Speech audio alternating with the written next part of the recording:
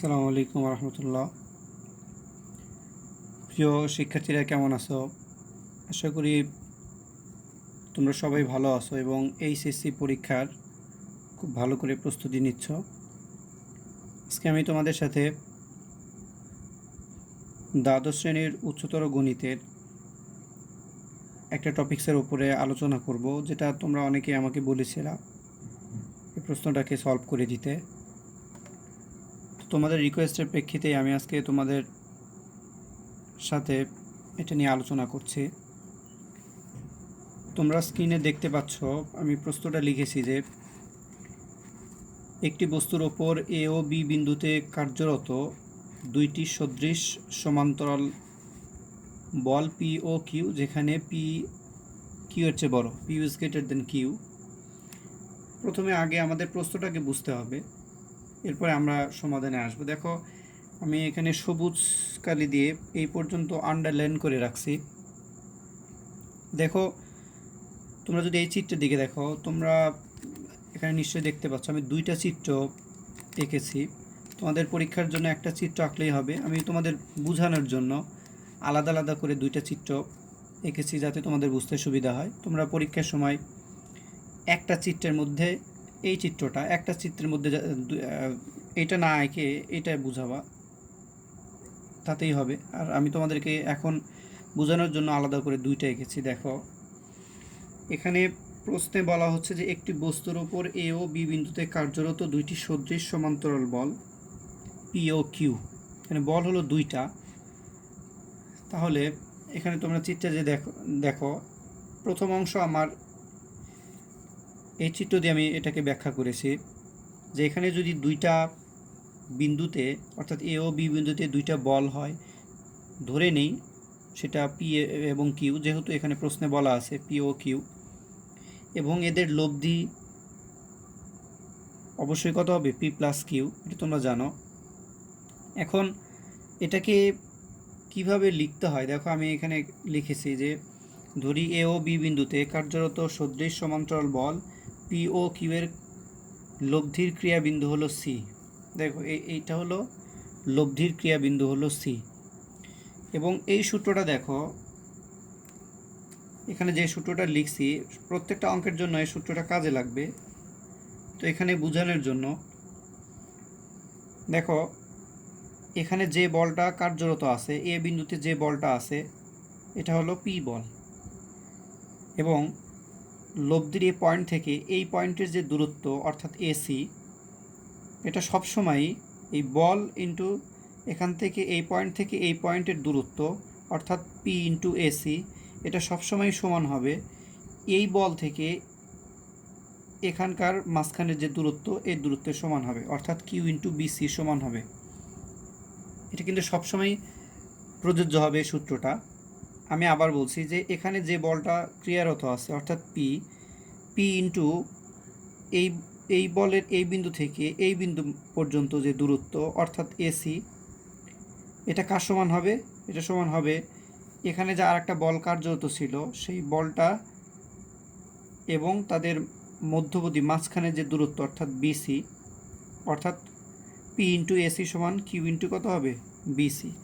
তোমরা এটার এক্সপ্লেনেশনটা আছে অবশ্যই, কিন্তু এখানে যেহেতু আমি এখানে ডিটেলে এই প্রমাণটা যাচ্ছি না, তো তোমরা মনে রাখবে এখানে যে কোনো বল থাকুক না কেন এই বলটা ইন্টু তাদের মাঝখানের এই এতটুকুর দূরত্ব, এটা সবসময় কি হবে?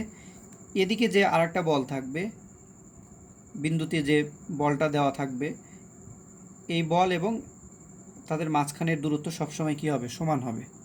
তো আশা করি এটা মনে রাখলে এই টাইপের যত প্রবলেম আছে তোমরা পারবা। দেখো এটা আমি লিখছি পি ইন্টু এসি সমান কিউ ইন্টু কত? বিসি। ওকে, এবার খুবই সহজ, আমি বিসিকে চেঞ্জ করে এখানে লিখছি যে এ বি মাইনাস এসি। দেখো পুরো অংশের মধ্যে থেকে যদি আমি এসিকে বাদ দিয়ে দিই, এই অংশটাকে বাদ দিয়ে দিই, অর্থাৎ এ বির মধ্যে থেকে যদি এসি অংশটাকে বাদ দিয়ে দিই, অবশ্যই আমি কি পাবো? বিসি অংশ পাবো।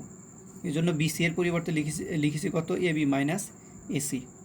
আশা করি তোমরা এটা বুঝতে পারবা। টোটাল অংশ হলো এ বি, এ বির মধ্যে থেকে আমি এসিকে বাদ দিলে কত আসবে? এই বিসি অংশটা চলে আসবে। এরপর দেখো শুধু নর্মালি গুণ করেছি, কিউ এর সাথে এ বি গুণ করেছি মাইনাস কিউ ইন্টু কত এসি, জাস্ট ক্যালকুলেশন। এরপরে দেখো এরপরে এই পাশে ছিল পি ইন্টু এসি আর এই পাশে আছে মাইনাস কিউ ইন্টু এসি। আমি যদি মাইনাস এই অংশটাকে এই পাশে নিয়ে আসি তখন প্লাস হয়ে যাবে। এরপরে দেখো এখান থেকে আমি এসি এর মানটাকে বের করে রাখছি, অর্থাৎ এ থেকে সি এর মধ্যবর্তী যে দূরত্ব সেটার মান হলো Q divided P plus Q into A B. আচ্ছা, এই পর্যন্ত নিশ্চয়ই তোমাদের কারোই সমস্যা হওয়ার কথা না। এরপরে আমরা যাব আমাদের প্রশ্নের পরের যে পার্টটা ছিল সেই পার্টে আমরা যাব, কারণ আমি এতটুকুকে আন্ডারলাইন করছি এই জন্য যাতে এই অংশটুকুর দ্বারা এই অংশটুকু বুঝতে তোমার সুবিধা হয়। এবার আমরা যদি পরের পার্টটা নিয়ে আলোচনা করি, পরের পার্টটায় বলা হয়েছে পরস্পর স্থান বিনিময় করলে। দেখো পরস্পর স্থান বিনিময় করার দ্বারা কি বোঝা যায়, যে যেখানে যেখানে পি বলটা ছিল এই পি বলটা কিউ এর জায়গায় যাবে আর কিউ বলটা পি এর জায়গায় আসবে। দেখো তোমরা এই যে এখানে চিত্রে দেখতে পাচ্ছ, দেখো এখানে এর জায়গায় আমি কিউ লিখছি আর এখানে বি এর জায়গায় আমি পি লিখছি, কারণ যেহেতু প্রশ্নে বলা হচ্ছে যে স্থান বিনিময় করে অর্থাৎ এক্সচেঞ্জ হয়ে যায়, হলে এদের লব্ধি দেখো বিনিময় করলে লব্ধির ক্রিয়াবিন্দু এ বি বরাবর ডি দূরত্বে সরে আসে, অর্থাৎ আগে যে ছিল সি পয়েন্টে এই সি পয়েন্ট আর থাকে না, এখান থেকে অন্য আরেকটা জায়গায় চলে আসে, অর্থাৎ এখন লব্ধিটা ক্রিয়া করে হলো ডি পয়েন্টে, ডি বিন্দুতে। তাহলে আমাদেরকে এই প্রমাণ করতে হবে যে ডি সমান হলো P minus Q divided P plus Q into A B. আচ্ছা, এবার দেখো আমরা যদি এবার এই সেকেন্ড পার্টটার আলোচনায় আসি, দেখো আমি এখানে লিখছি যে আবার বল দুইটি পরস্পর স্থান বিনিময় করলে যদি এদের লব্ধির ক্রিয়াবিন্দু ডি হয় তবে, দেখো আমাদের এখানে আলোচনায় এই অংশটা আসবে না, অর্থাৎ C into P plus Q আসবে না, তোমাদের আমি বোঝানোর জন্য এটা এখানে লিখছি। দেখো এই অংশটাকে যদি আমি আপাতত অমিট করে রাখি, যে আমার এই অংশটা কাজে লাগবে না, শুধু আমার কাজে লাগবে হলো এই অংশগুলা। এবার দেখো তাহলে আমি তোমাদেরকে আগেই বলেছিলাম যে এখানে যে যে বলটা আছে অর্থাৎ কিউ বলটা, এই কিউ বলটার মধ্যবর্তী এখানে যে মধ্যবর্তী দূরত্ব, অর্থাৎ এখানে কিন্তু আমার দূরত্ব হলো কত, এ থেকে ডি পর্যন্ত, অর্থাৎ এখান থেকে এই পর্যন্ত, এবং পি বল ইন্টু তাদের মধ্যবর্তী দূরত্ব, অর্থাৎ পি ইন্টু কত হবে, বিডি হবে। দেখো আমি তাই লিখছি, পি ইন্টু কত, বিডি, আগের মতোই সেম। এরপরে দেখো আমি বিডিকে এক্সচেঞ্জ করে লিখতে পারি, বিডিকে এই অংশ পাইতে হলে আমাকে কি করতে হবে, পুরো অংশের মধ্যে থেকে এডিকে বাদ দিয়ে দিতে হবে। দেখো আমি এবি থেকে এডিকে বাদ দিয়ে দিয়েছি, তাহলে আমি এবি থেকে এডিকে বাদ দিলে বিডি অংশ পাবো। এরপরে দেখো শুধু ক্যালকুলেশনগুলো আমি করেছি, পি পি এর সাথে গুণ হবে মাইনাস পি ইন্টু কত, এডি হবে। এরপরে এখানে যেহেতু মাইনাস এডি আছে এই পাশে গেলে প্লাস এডি হয়ে যাবে। এরপরে এডি কমন নিলে কিউ প্লাস পি থাকবে, আর লাস্টের এডির যে মানটা আসে সেটা P divided P plus Q into A B. আশা করি এই ক্যালকুলেশনগুলো তোমরা বুঝতে পারবা। এবার দেখো আমি এখানে যে এই অংশে লিখেছি যে ডি সমান সিডি। আচ্ছা, তুমি এখানে দেখো চিত্রের মধ্যে গোলাপি কালারের যে অংশটা দেখতে পাচ্ছ, দেখো প্রথম অংশে আমি তোমাদেরকে বলেছি যে এই একটা চিত্র দিলেই হবে, আর তোমাদের বোঝার সুবিধার জন্য আমি প্রথমে এইটা চিত্র এঁকেছি। দেখো যেহেতু আমাদের আগের লব্ধিটা ছিল এই বরাবর সি পয়েন্টে, এবং এদের বলের মানগুলোকে এক্সচেঞ্জ করার কারণে আগে যেখানে ছিল হলো পি, এখানে আমি পিকে এই পাশে নিয়ে আসছি এবং এই পাশের কিউকে এই পাশে দিয়ে দিয়েছি, এক্সচেঞ্জ করেছি। পরিবর্তন করলে তাদের লব্ধির পয়েন্টটা পরিবর্তন হয়ে যায়, অর্থাৎ লব্ধির যে বিন্দুটা এটা পরিবর্তন হয়ে সি থেকে ডিতে চলে আসে। তাহলে কতটুকু পরিবর্তন হয়েছে, অর্থাৎ সি থেকে এই যে তোমরা এখানে দেখতে পাচ্ছ যে এতটুকু চেঞ্জ হয়ে গেছে কিন্তু। তো এই অংশটার দূরত্ব আমাকে বের করতে হবে, অর্থাৎ সি থেকে ডিতে মাঝখানে যে দূরত্বটা, এই দূরত্বটা বের করব, যে লব্ধির পয়েন্টটা কতটুকু সরে আসছে, এটা আমাদেরকে বের করতে হবে। তাহলে দেখো এখানে আমি এর জন্য লিখেছি ডি সমান কত, সিডি। আর সিডিকে আমরা কিভাবে পেতে পারি, যে এডি, আমি এখানে দেখো এডি মাইনাস কত, এসি লিখেছি, অর্থাৎ এখান থেকে এই পয়েন্ট থেকে যদি এখান থেকে ডি পয়েন্টের মধ্যে থেকে যদি এখান থেকে সি পয়েন্টটা বাদ দিয়ে দেওয়া হয়, তখন আমরা ইজিলি কিন্তু সিডি পয়েন্টটা পাবো।